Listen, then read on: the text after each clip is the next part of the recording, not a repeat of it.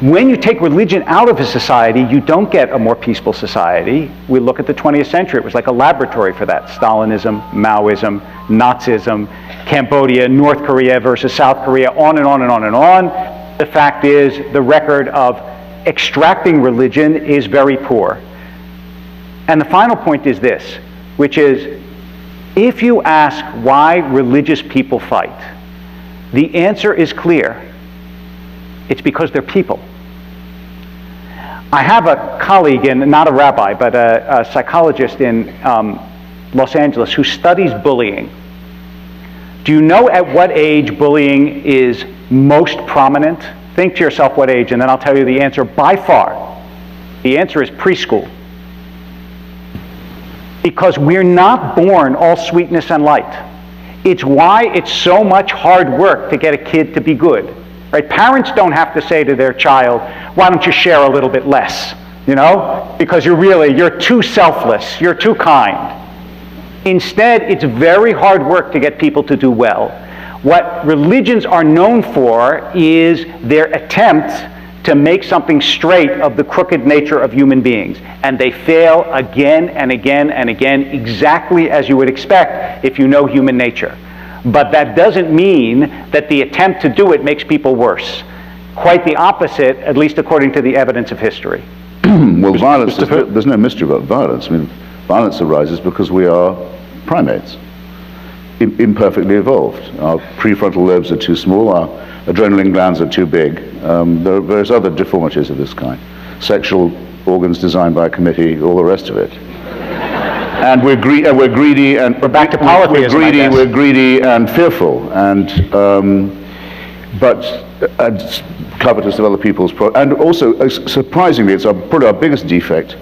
Given that the reason we're so successful is there's almost no genetic difference between us. If we were dogs, we'd all be the same breed. Fantastically little variation, but we're incredibly prone to tribalism and ethnic and racial.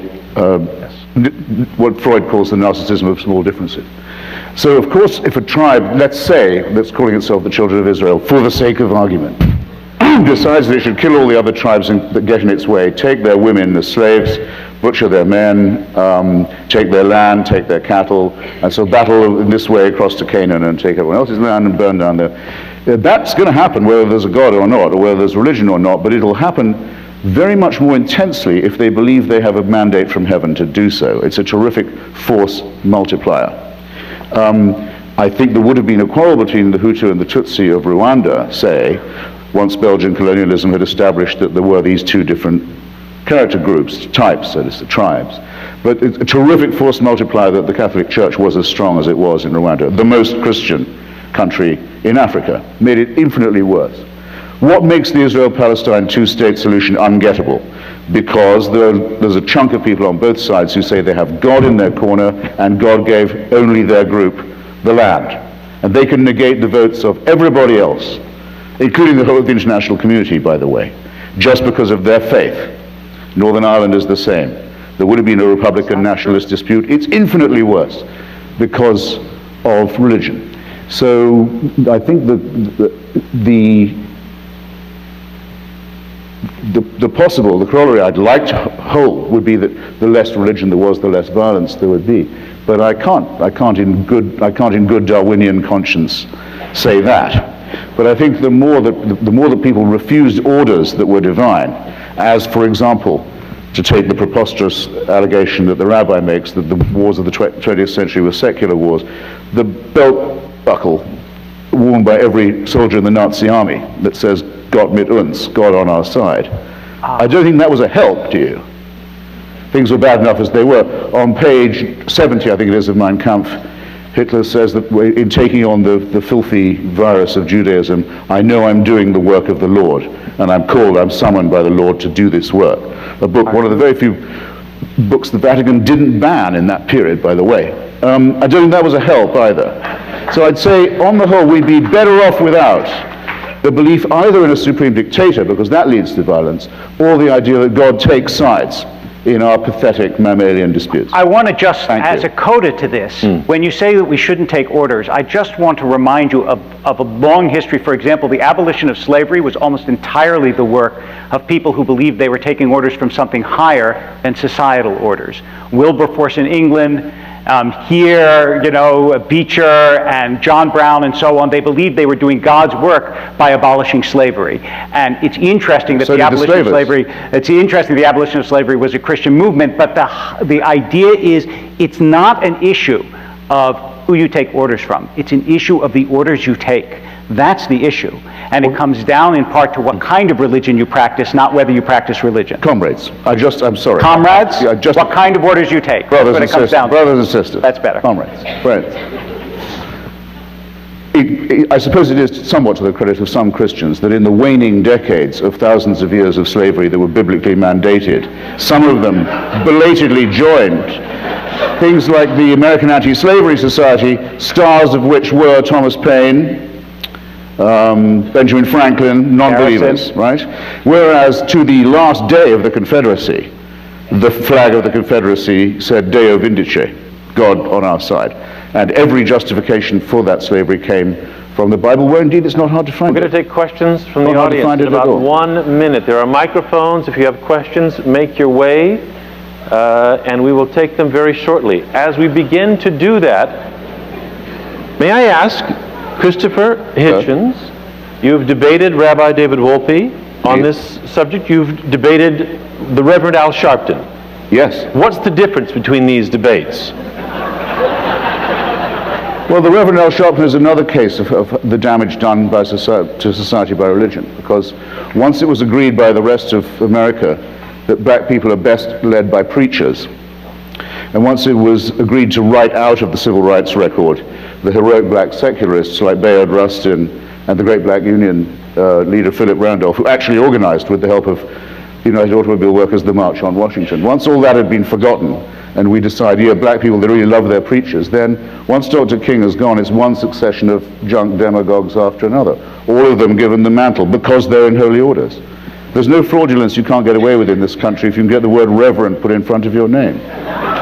Questions from the Sharpton's audience? a very conspicuous example of that. We'll begin right here. Madam, your question. Sir. Sir, I can't see. I'm sorry. The light. Yeah. Hedges, Hitchens, Mr. Hedges. Madam, sir. Yeah, I'm gonna come there and beat you up. see, Okay. Later. Okay.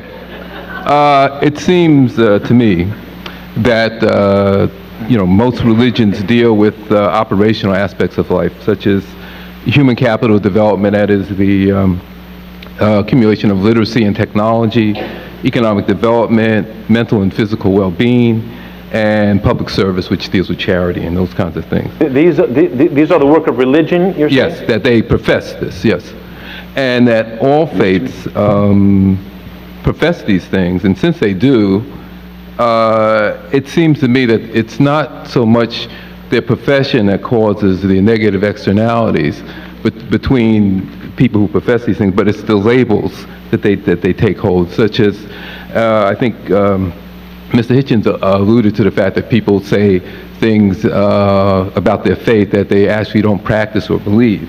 And so I'm saying that should we just abandon these labels and stop calling ourselves Jews, Christians, or Muslims, or whatever, and deal with the operational facts of life, which deal with, again, human capital, literacy, economic development, mental and physical well-being, and public service and charity, helping others, without the labels.